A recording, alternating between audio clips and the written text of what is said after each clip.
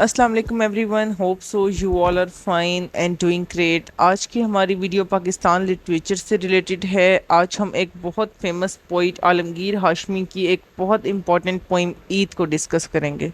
अगर हम ईद के लिटरल मीनिंग की बात करें तो ईद एक अरेबिक लैंग्वेज का वर्ड है जिसका मतलब होता है हैप्पीनेस। और अगर हम इसके रिलीजियस और कल्चरल कॉन्टेक्स्ट की बात करें तो ईद जो है वो अल्लाह पाक की तरफ से मुसलमानों के लिए रोज़े रखने का इनाम है। ईद जो है वो गॉड की तरफ से प्रेजेंट है मुस्लिम के लिए for fasting in the month of Ramadan. अब हम अपनी पोइम को स्टार्ट करते हैं। ये जो पोइम है बेसिकली इसमें जो नरेटर है वो एक छोटा बच्चा है, एक चाइल्ड नरेटर यूज़ किया गया है आलमगीर हाशमी की तरफ से इस पोइम में। चाइल्ड नरेटर ये बात कर रहा है कि हमें सिखाया जाता है कि ईद पर वर्मिसिलीज तैयार की जाती हैं, सवैयाँ पकाई जाती हैं जो कि बहुत मीठी होती हैं खाने में। अब वो ईद की डेलीकेसी की बात करता है यहाँ पर। उसके बाद चाइल्ड नरेटर कहता है कि ईद के वर्मिसिलीज खाने के अलावा भी कुछ और मकसद हैं। अब जो वो चाइल्ड नरेटर है, जो वो बच्चा है, वो मस्जिद में जाता है ईद की नमाज अदा करने के लिए और अब वो वहाँ गॉड से बात कर रहा है, अल्लाह से बात कर रहा है और वो अल्लाह को कह रहा है कि मैं अपने घुटनों को 4 बार आपके सामने झुकाऊंगा, यानी मैं 4 दफ़ा आपके सामने सजदा करूंगा। अब यहाँ पर हमारे पास 2 डिफरेंट मीनिंग एक्सट्रैक्ट हो सकते हैं। पहला ये, मैं 4 दफ़ा अपने घुटनों को गॉड के सामने झुकाऊंगा।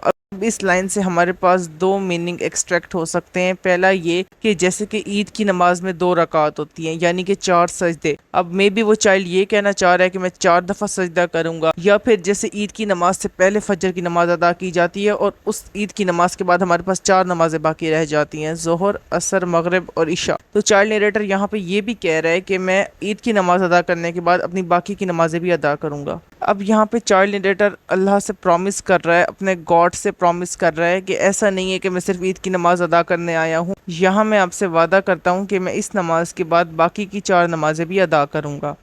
इसके बाद जैसे ही ईद की नमाज़ ख़त्म होती है तो जो उस बच्चे के साथ बाकी नमाजी नमाज़ पढ़ रहे होते हैं उनमें से कुछ लोग जो है ना वो चंदा जमा करना शुरू कर देते हैं, वो डोनेशन कलेक्ट करना शुरू कर देते हैं, अफर्ट्री कलेक्ट करना शुरू कर देते हैं।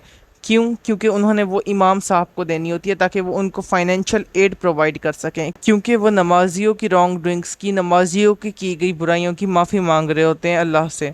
अब यहाँ से हमें क्या पता चलता है कि वो जो लोग हैं, जो नमाजी हैं, वो इमाम साहब के लिए डोनेशन कलेक्ट कर रहे हैं उनके सामने।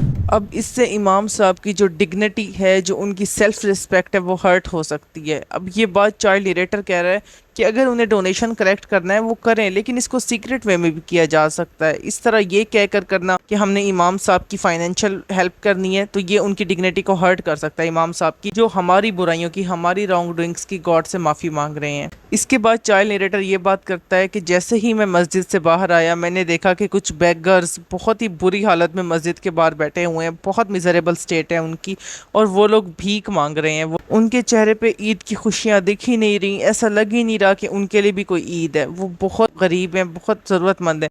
अब चाइल्ड नरेटर वो वक्त याद करता है, अपने स्कूल का एक इंसिडेंट रिकॉर्ड करता है कि जब मैं स्कूल में था तो एक दफ़ा मेरे चेहरे पर इंक गिर गई थी, तो मेरी टीचर ने मुझे कहा था कि तुम ब्लॉटिंग पेपर यूज़ करो। ब्लॉटिंग पेपर बेसिकली एक ऐसा कपड़ा होता है, एक ऐसा पेपर होता है कि जिसको जब आप चेहरे पर रखते हो ना तो वो इंक को एब्जॉर्ब कर लेता है और वो जो इंक का धब्बा है, इंक का स्टेन है आपके चेहरे से, वो रिमूव हो जाता है। तो वो अब चाइल्ड नरेटर ये बात कह रहा है कि मैं अपना ब्लॉटिंग पेपर तो अपने स्कूल में ही भूल आया हूँ, काश वो ब्लॉटिंग पेपर मेरे पास इस वक्त होता तो मैं इन गरीबों के चेहरे से ये दुख, ये तकलीफ रिमूव कर देता। अब हमें अंदाज़ा हो रहा है कि बच्चे जो हैं वो कितने प्योर हार्टेड होते हैं।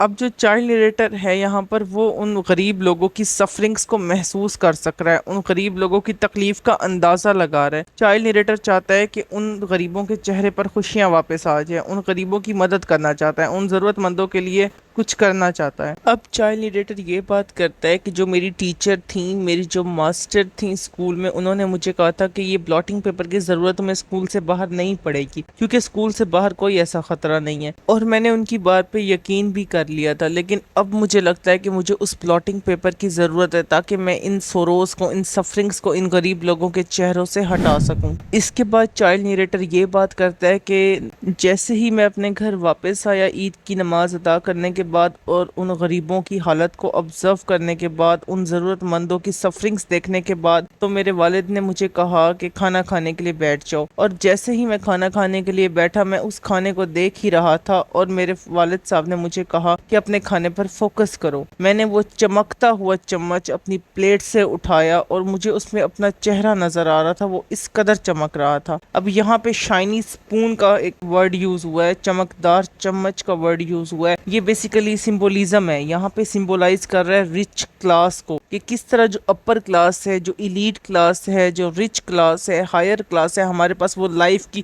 ساری لگژریز کو انجوائے کر رہے ہیں، ان کے پاس لائف کی ہر سہولت، ہر کمفرٹ اویلیبل ہے۔ لیکن جو لوور کلاس ہے، جو پور کلاس ہے، وہ بیسک نیسیسٹیز کے لیے بھی ترس رہے ہیں۔ ایون عید کے موقع پر بھی وہ خوشیاں نہیں منا پا رہے، ان کے پاس بیسک ہیومن رائٹس بھی اویلیبل نہیں ہے۔ یہاں پہ چائلڈ لیڈریٹر کہتا ہے کہ اگر ہم چاہتے ہیں کہ ہم ان لوگوں کی مدد کریں، ان غریبوں کی مدد کریں، ان ضرورت مندوں کی مدد کریں، تو اس کا صرف یہی طریقہ ہے کہ جو رچ کلاس ہے، جو اپر کلاس ہے، وہ کچھ سٹینڈ لے۔ کیونکہ اکثر لوگ ایکسپیکٹ کرتے ہیں کہ گورنمنٹ کچھ سٹیپس لے گی، این جی اوز کچھ سٹیپ لیں گے، انسان خود کچھ نہیں کرتا۔ یہاں پہ چائلڈ لیڈریٹر کہہ رہا ہے کہ رچ کلاس کو ہاتھ بڑھانا پڑے گا لوور کلاس کی طرف، اور عید کی خوشیاں ان کے ساتھ بانٹنی پڑیں گی۔ چائلڈ لیڈریٹر یہاں پہ اپنے ریڈر سے ایک بات کہتے ہیں کہ ہم اپنی مورل، سوشل اور ریلیجیس رسپانسبلٹیز پوری نہیں کر رہے، یہ ہماری اخلاقی رسپانسبلٹی ہے کہ ہم ان کی مدد کریں، ان غریبوں کی مدد کریں، ان کی ڈگنیٹی کا خیال رکھتے ہوئے ان کو ایڈ پرووائڈ کریں۔ یہ ہماری سوشل رسپانسبلٹی ہے کہ ہمارے آس پاس جو لوگ ہیں ہم ان کا خیال رکھیں۔ یہ ہماری ریلیجیس رسپانسبلٹی ہے، ریلیجن کی طرف سے ہمارے اوپر کچھ رولز اینڈ اوبلیگیشنز ہیں جنہیں ہمیں فلفل کرنا چاہیے، لیکن ہم اپنی ذمہ داریوں کو پورا نہیں کر رہے۔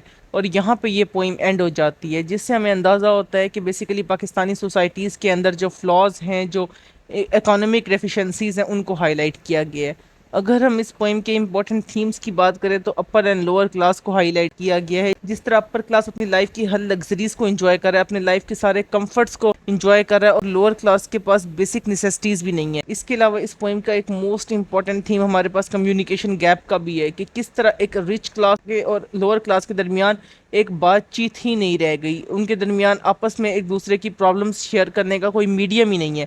اس کے بعد ہمارے پاس ایک بہت امپورٹنٹ تھیم ہے ویلتھ ڈویژن کا، کہ کس طرح ایک امیر کے پاس مزید دولت آتی جا رہی ہے اور ایک غریب سے مزید پیسہ چھنتا جا رہا ہے۔ اس سے ہمیں اندازہ ہوتا ہے کہ کتنی پور مینجمنٹ ہے۔ اس کے بعد ایک موسٹ امپورٹنٹ تھیم ہمارے پاس پاورٹی کا ہے، غربت کا ہے۔ دین ہم لوگ ڈسکس کریں گے مورل اینڈ ریلیجیس رسپانسبلٹیز کو، کہ کس طریقے سے ہم اپنی مورل اور ریلیجیس رسپانسبلٹیز پوری نہیں کر رہے، جس کی وجہ سے سوسائٹی اور زیادہ ڈسٹروائے ہوتی جا رہی ہے۔